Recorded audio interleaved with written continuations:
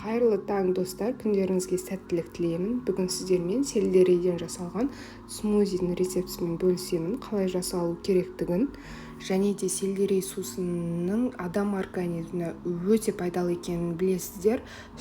Асқазан ішек жолдарын тазартуға, шлактардан тазартуға және де бірден бір арықтағанға адам организміне өте қатты көмектеседі.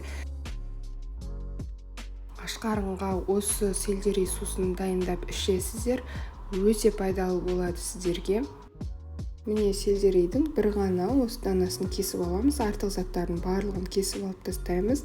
Қатты жерлері бар, сол жерлердің барлығынан тазартып аламыз. Одан кейін мен бір сары алма қостым.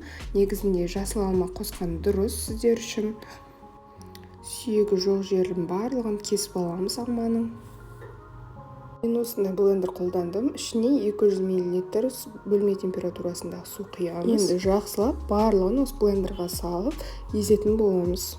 Осы смузиді күнделікті ішкенге мен кеңес берер едім. Себебі адамның иммунитеті, барлық витаминдер сақталатын жер ол асқазан ішек жолдарында. Сондықтан ол таза болу үшін осындай жасыл смузиді күнделікті бір мезгіл ішіп тұрған дұрыс. Мен таңертең осы смузиді күнделікті қолданамын. Алманың орнына жанына қияр, немесе шпинат, тағы да петрушка болсын, басқа да өзіңіз қалаған жасыл заттардың барлығын біртіндеп ауыстырып қосып отырсаңыз болады күнделікті. Және де банан қосуға да болады, жасыл, сырты жасыл болып тұрған бананды.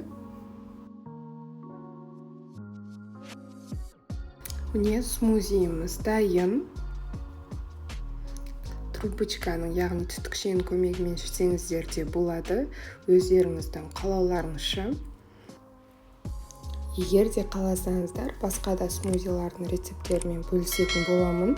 Міндетті түрде комментарий қалдырыңыз және подписаться батырмасын басуды ұмытпаңыз. Ас болсын, сау болыңыздар.